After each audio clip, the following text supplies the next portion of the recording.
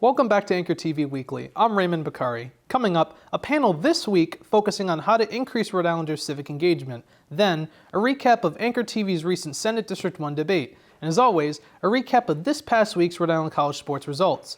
Our first story this afternoon, RIC's Fall Open House is taking place this weekend. The open house is a chance for prospective students to come and visit the RIC campus. During this open house, attendees can tour the campus, connect with RIC's faculty and staff, learn what is offered at the college, and more. The event will take place right at the Murray Center from 1 p.m. to 4:30 p.m. To register for this event, those interested in going can visit engage.ric.edu online or the Fall Open Houses page on ric.edu/events. If you're on campus today, a couple of events are going on at different times. The first is scheduled for tonight at 7 p.m. That event is a live stand-up comedy show by comedian Drew Dunn. Dunn, who is a New Hampshire-based comedian, has been performing ever since the age of 21, not looking back since. His one-hour show will be taking place at the Bistro. Entry is free, and there will also be free food available. Also going on today is Right Up the Alley for folks interested in learning about the Adams Library's special collections. Students are encouraged to come to the Special Collections Reading Room, which is on the 4th floor, and explore their selection of documents, photos, books, and more. The items being looked at come from both RIC's archives and Cape Verdean collections. If you're looking for something to do in the afternoon before Dunn's show, you are in luck, since this event takes place from 1 p.m. to 4 p.m. Sticking with news related to special collections, the James R. Langevin papers are now available for RIC students to see and for researchers to utilize. Before Langevin, a proud RIC alumnus, finished up his time in Congress, his office delivered 30 boxes of physical items, along with digital records, to the Adams Library last November. The collection consists of photos, his speeches, bills he sponsored and or co-sponsored, materials from his committee assignments, and more. An online description of the collection can be viewed online by visiting the website seen on your screen, and those who want to view the materials in person will need to schedule an appointment. Special collections are open by appointment Monday through Friday between 10 a.m. and 4 p.m. Appointments can be set up by emailing Veronica Dennison at vdennison@ric.edu. Later on this week is a panel focused on increasing civic engagement in the Ocean State. The panel, called Jobs in Civics and Service, How to Increase the Civic Engagement of Rhode Islanders, is scheduled for Wednesday from 12:30 p.m. to 1:50 p.m.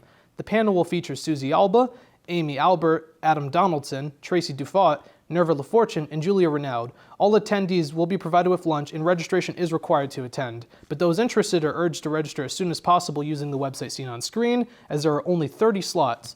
The panel's location is in the Reinhardt Room, which is on the 3rd floor of Adams Library. Speaking of civics, shifting to some political news now, last week instead of a traditional Anchor TV weekly newscast, we hosted a 1-hour Senate District 1 special election debate.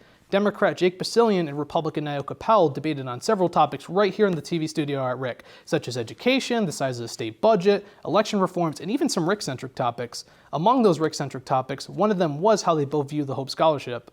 I think it's great. I think that it's great to have a scholarship program that encourages people to finish college. I myself had to stop in the middle of college here at RIC because I was paying for school myself. So freshman and sophomore year, freshman year was a scholarship that I received from Connecticut, and I was able to go pretty much free for the first year. Second year, I was hit with a $25,000 bill. And so I had to work while I was in school. And then I had to take time off the next semester to make more money, live off campus, that whole thing, and try to get myself back into it. So I completely understand the aspect of being able to have a scholarship that helps you finish your degree once you start it. We need to make it prideful and easy for Rhode Island high school graduates to go to these schools and affordable. I mean, I came from Massachusetts where there were certain, if you got a certain grade point average at your high school, you could go to a UMass school for a very steep discount. And I think that's something we have to look at, irrespective of the final 2 years or the first 2 years as you talk about promise. I think you need that robust understanding of higher education and reducing the cost burden so that kids can go to school and finish. And in terms of specifics, Powell wants the GPA requirement increased from a 2.5 to a 3, while Basilian would favor getting rid of that requirement entirely.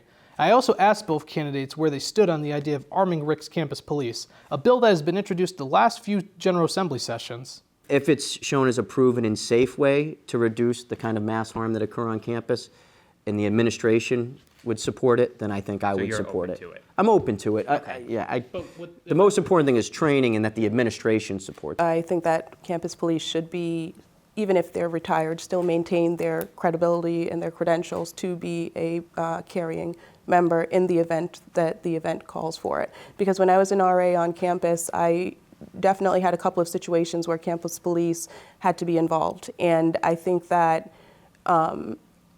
in that situation, the student would have felt a little bit safer if campus police was armed at that point. The debate in its entirety can be seen through a couple of ways, either on the Anchor TV YouTube channel, on anchorweb.org, or via an audio version that's on the Behind the Candidates podcast, which can be found wherever you get your podcasts. Thank you again to both candidates for coming to Rick for that debate, as well as Ryan Lukowicz, who co-moderated with me.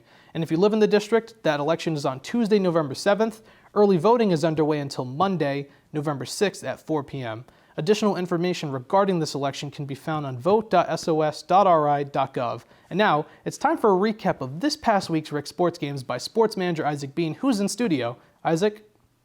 Thank you, Raymond. Rhode Island College's cross-country teams competed in the Little East Championship this past weekend. The men's team finished 6th place out of 9 teams, while the women's team finished 7th. Sophomore Haley Oliver had an incredible race, winning the individual Little East Championship. This is her second consecutive year earning first-team All-Little East honors.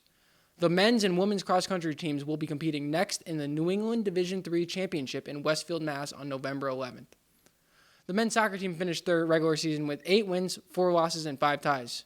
The team looks to beat Eastern Connecticut State in the first round of the Little East Championship Tuesday. That game is at home at 6 p.m. Similar to the men's soccer team, the women's soccer team finished the regular season with 7 wins, 7 losses, and 3 ties. The Anchor women play at UMass Boston in the first round of the Little East Conference Championship. And this Wednesday, come watch the 2023 Basketball Madness, which is back from a multi-year hiatus at the Murray Center.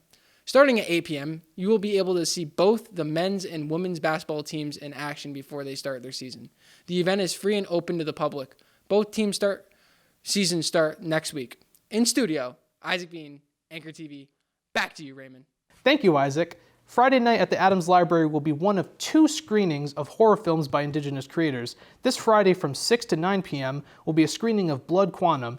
The film is a zombie story that takes place in the Micmac territories. Everyone in the Rick community is welcome to attend. Then on Friday, November 17th, will be the second of these film screenings. The film that week will be Slashback, an alien invasion story that follows 4 young women and is set in an Inuit village. Looking ahead to next week, Rick will be hosting a kickoff event for its new Institute for Cybersecurity and Emerging Technologies. The Institute, housed under the School of Business in Alger Hall, is being led by former Congressman Jim Langevin, who focused on the issue of cybersecurity while in Congress. During the kickoff event, we'll see remarks by Governor Dan McKee, Interim Rick President Dr. Jack Warner, Jen Easterly, Director of the U.S. Cybersecurity and Infrastructure Security Agency, and more. Just like the recent Hope Scholarship ceremonial signing, it's expected to be another big event on campus. The kickoff will take place next Monday at 10:30 a.m. in Sappensley Hall.